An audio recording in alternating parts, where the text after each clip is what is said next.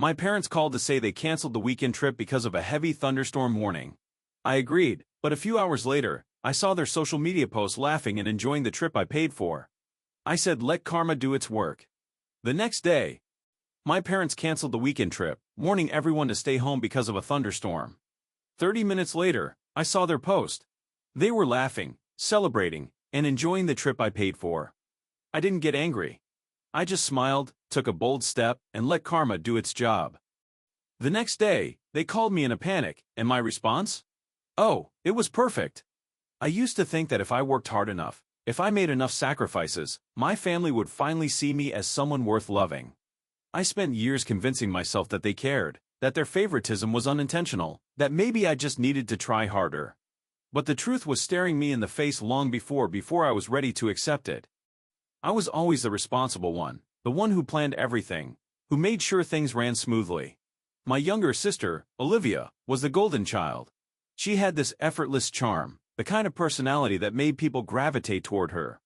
Our parents adored her, always bragging about her online following, her latest brand deals, her glamorous trips. I, on the other hand, was the afterthought, the one who worked behind the scenes, who paid the bills, who took care of things no one else wanted to deal with. It wasn't just about Olivia getting more attention. It was the way my efforts were constantly overlooked. I put myself through college, working late nights and sacrificing every spare moment to get my degree in event planning. When I landed a good job in Seattle, I thought my parents would finally be proud of me, but they barely acknowledged my success. Meanwhile, when Olivia decided to drop out of college to become a social media influencer, they acted like she was the next big thing. They funded her lifestyle, gave her whatever she wanted, while I was expected to be independent. At first, I didn't let it get to me. I told myself that my parents loved us both in different ways. But over time, their favoritism became harder to ignore. Family gatherings always revolved around Olivia. Whenever I tried to talk about my work or the projects I was managing, my parents would quickly change the subject or brush me off. My mother would remind me to loosen up and enjoy life as if my ambitions were something to be ashamed of. The worst part, I never stopped trying. No matter how many times they excluded me, I kept making excuses for them. Then came the weekend trip. It was my idea. I wanted to do something special for the family, something we could all enjoy together. I spent weeks researching the best mountain resorts, checking every little detail, rooms, activities, restaurants. I made all the reservations, paid for everything in advance, excited at the thought of finally creating a memory where I felt included. The night before we were supposed to leave, my mother called me. "Honey, I have some bad news," she said, her voice dripping with fake sympathy. "There's a huge thunderstorm heading toward mountains. We decided it's too risky to go. It's better if we just cancel the whole trip." I remember sitting on my couch, my heart sinking. A thunderstorm? I checked the weather app immediately. There was some rain in the forecast, but nothing that serious. It didn't make sense, but I didn't argue. I wanted to believe her. "Okay," I said softly, swallowing my disappointment. "We'll reschedule, don't worry," she assured me. "You know how unpredictable the weather can be." So I stayed home that weekend thinking my whole family was doing the same. I made myself a cup of tea, curled up with a book, and tried not to feel completely alone. Then on Sunday afternoon, I absentmindedly opened Facebook, and that's when my entire world came crashing down. Right at the top of my feed was a photo of my family at the resort, the same resort I had booked, the trip I had paid for. My parents, Olivia, my aunts, uncles, cousins, everyone except me, they were smiling, laughing, raising glasses in celebration. The caption read, "Family Weekend Getaway. So grateful for this time together." I stared at my phone, feeling like I had been punched in the stomach. My hands started to shake as I scrolled through more posts. There they were, hiking trails, lounging by the pool, dining in the restaurant I had chosen. My father was laughing with my uncle. Olivia was posing in front of a bonfire, wrapped in a luxury resort robe. My mother had even posted a photo of the view from their hotel room, the very room I had booked for them. They had gone on the trip. They had gone without me. And worst of all, they had used my money to do it. My entire body went numb. Every single moment of my life where I had felt left out, unseen, forgotten, suddenly made sense. It was never an accident. They didn't just forget to include me in things. They had always excluded me on purpose. The worst part, they didn't even feel guilty about it. They weren't trying to hide it. They were posting about it. I couldn't breathe. I stood up so fast my teacup crashed to the floor. I could hear my pulse thudding in my ears as my vision blurred with tears. I wanted to believe this was a mistake, that there was some reasonable explanation. But deep down, I already knew the truth. I had never been part of their perfect family. I had just been the one paying for it. I wanted to call my mother right then and there to demand an explanation, but I knew what she would say. She would brush it off, call me dramatic, tell me I was overreacting. No. I wasn't going to let this go. For the first time in my life, I wasn't going to swallow my pain. I wasn't going to let them get away with it. I wiped my tears and picked up my phone. If they thought they could do this to me and walk away unscathed, they were about to realize just how wrong they were. This time, I wasn't going to stay silent. I didn't sleep that night. I lay awake in bed, my mind replaying every moment, every conversation, every time I had been excluded, dismissed, or used. It wasn't just the weekend trip. It was every family gathering they had forgotten to invite me to, every time Olivia was praised while my achievements were ignored, every time I had given and gotten nothing in return. By morning, my anger had settled into something colder, determination. I wasn't going to let this go. I wouldn't just sit back and pretend it didn't happen. I wanted answers. So when my phone rang at noon and my mother's name popped up on the screen, I took a deep breath and answered. "Hazel, honey, how was your weekend?" She asked, her voice light and casual, as if nothing had happened. I clenched my jaw. "I don't know, Mom. Why don't you tell me how your weekend was?" There was a pause, a hesitation so brief that if I hadn't been listening for it, I might have missed it. "Oh, just relaxing at home. The storm was terrible, wasn't it?" I almost laughed. The audacity of this woman. "There was no storm," I said, my voice calm but firm. "I saw the Facebook posts. I saw the photos of you all at the resort, the one I paid for." Another pause. A longer one this time. "Oh, well. Hazel." "It was a last-minute decision," she said quickly, her tone shifting to one of excuses and deflection. "The weather cleared up, and Olivia really wanted to go. We figured you wouldn't mind, since you always say work keeps you busy." "Stop." I cut her off. "Just stop." I heard her sigh. "Hazel, don't be so dramatic. We just thought it would be better this way. You always seem uncomfortable at family events, and we didn't want to put you in that position." I gripped the phone so tightly my knuckles turned white. "You mean you didn't want me there?" She didn't deny it. I felt something inside me snap. For years, I had accepted every excuse, swallowed every hurt, let them walk all over me while I told myself that family meant forgiveness. But this was deliberate. "I paid for that trip," I said through clenched teeth. "And you didn't even have the decency to tell me the truth. You just lied to my face and went without me." "Honey, you're making this into something it's not." "No," I interrupted. "You're just mad that I finally see things for what they are." Another silence, and then her voice turned cold. "Hazel, if you're gonna act like this, maybe we need some space. Call me when you're ready to be reasonable." And just like that, she hung up. I stared at my phone, my heart pounding in my chest. This was who they were. They didn't love me. They tolerated me when it was convenient, and they had no guilt about it. I wasn't just angry anymore. I was done.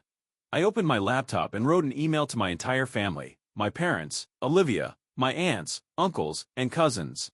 I attached screenshots of my mother's fake cancellation text along with the Facebook photos of them all enjoying the trip I had paid for. Then I wrote, "I want you all to know exactly what you did. You didn't just exclude me from a family trip. You lied to me. You used my money to fund your perfect getaway while I sat at home thinking we had all canceled. This isn't the first time I've been left out, but it will be the last time I let it happen without consequences." I hit send. Within minutes, my inbox started filling up. Aunt Karen wrote, "Oh, sweetie, this was a misunderstanding. We thought you changed your mind and didn't want to come." Uncle Mark replied, "I think you're overreacting. It was just a trip, Olivia." She was the worst. "Hazel, you always ruin things with your negativity. Maybe if you were fun to be around, people would actually invite you." But the most revealing response came from my father. A short, cold email that said, "You've really done it this time. We've always helped you, and this is how you repay us? Maybe it's time you stop blaming everyone else for your problems." Help me? I had spent my entire life helping them. I paid for trips, gave them money when they needed it, supported Olivia's failing influencer dreams while they praised her and ignored me. And they still had the nerve to act like I was the problem? I was shaking with fury when my phone buzzed again. A message from Aunt Linda. Hazel, I need to talk to you. There's something you don't know. I hesitated, then called her. Unlike the others, Linda had always been quiet, never openly cruel, but she never stood up for me either. When she answered, she sounded nervous. Hazel, I saw your email. And after everything that's happened, I can't keep this to myself anymore. I frowned. What do you mean? She took a deep breath. Your grandmother left you an inheritance, $200,000. It was meant for your education and future. Your father was the trustee, but you never saw that money, did you? My stomach dropped. No, I whispered. I never got a cent. Linda sighed. That's because your father took it. He transferred it to Olivia's accounts, telling everyone it was for the family. He used it to fund her influencer business, her trips, her lifestyle. That's why they never pressured her to work, because they had your money. I felt like I was going to be sick, but she wasn't done. And those properties your parents sold a few years ago, the ones they told you were to pay off debt. I swallowed hard, yeah. They weren't theirs to sell. They were left to you and Olivia equally. Your father used the power of attorney. He tricked you into signing at 18 to sell them without your permission. You got nothing. I couldn't breathe. This wasn't just emotional betrayal. This was theft. My own parents had stolen from me. And now, I knew exactly why my mother had been so quick to cut me off. They weren't just afraid of losing me. They were afraid of me finding out. I clenched my fists. They had spent years making me feel small, unwanted, disposable. But now? Now I had something they couldn't ignore. Proof. I wasn't just going to expose them for lying about a trip. I was going to take back everything they had stolen, and they would never see it coming. I sat in silence, the weight of Aunt Linda's words settling over me like a suffocating fog. My parents had stolen from me. They hadn't just favored Olivia, hadn't just excluded me from family events. They had taken what was mine, my inheritance, my future. And they had done it so easily, as if they had always known I would never question them, as if I was nothing more than a wallet to them. But they had made a mistake. They had underestimated me. The anger that burned inside me was no longer just about the weekend trip. That was only the final straw. This was about years of manipulation and betrayal. I wasn't going to let them get away with it. The next morning, I called a lawyer. Her name was Sarah Dawson, and she specialized in estate fraud. I told her everything, from the inheritance my grandmother had left me to the properties my parents had illegally sold. I expected skepticism, but instead, she listened carefully, asking the right questions. This is serious, Hazel, she said after a pause. If what you're saying is true, your parents committed fraud and theft. You have a strong case. I swallowed, gripping my phone tightly. Can I get that money back? If we can prove everything, yes. But we need solid evidence. Evidence. I knew exactly where to start. For the next 2 weeks, I dug through everything. Old emails, bank records, legal documents I had signed when I was 18, not understanding their significance. Aunt Linda helped, providing me with financial statements from when she had managed the family's accounts. I could see the proof right in front of me, money that had been transferred from accounts meant for me directly into Olivia's business. My parents had lied and stolen from me for years. And now, I had the proof to destroy their carefully curated lies. I called for a family meeting. My parents, Olivia, and a few other relatives arrived at my apartment that Saturday, acting as if nothing was wrong. My mother even smiled, though I could see the unease in her eyes. It's good you're finally coming to your senses, Hazel, she said, sitting down on my couch. Families shouldn't fight over misunderstandings. I didn't respond. Instead, I slid 3 folders across the table, one for my mother, one for my father, and one for Olivia. What's this? My father asked, opening his folder. Read it, I said simply. The room was silent as they skimmed through the pages, legal documents, bank transfers, proof of property sales. Olivia paled as she saw her name on multiple transactions. My mother's hand trembled as she flipped through the evidence, her fake smile vanishing. This is ridiculous, my father said, closing the folder. You don't understand how things work, Hazel. That money was used for the family. I laughed. A bitter, humorless sound. No, Dad. It was used for Olivia. It was my inheritance and you took it. You sold property that wasn't yours. You stole from me. My mother recovered quickly, crossing her arms. You have no idea what it takes to keep a family together. We did what we had to do. I leaned forward, then explained this. I pointed to a bank transfer of $50,000, money that was supposed to be for my education but had instead been deposited into Olivia's business account. How exactly did this help keep the family together? Olivia finally spoke, her voice defensive. I didn't know where the money came from. Mom and Dad said they were helping me out. I turned to her. You never questioned how they could afford to fund your lifestyle while telling me they had no money for me? You knew. She looked away. My father's voice hardened. So, what do you want, Hazel? An apology? Fine. We're sorry. Let's move on. I shook my head. No. I'm not here for an apology. I'm here to give you a choice. I pulled out a final document, a legal settlement agreement prepared by Sarah Dawson. You have 3 days to return the stolen funds with interest. If you do, I'll drop the legal charges. My father's face darkened. And if we don't, I met his gaze without flinching. Then I'll take you to court, and I have enough evidence to ensure that both of you are charged with fraud. My mother gasped. You would do that to your own parents? I clenched my fists. You did it to me first.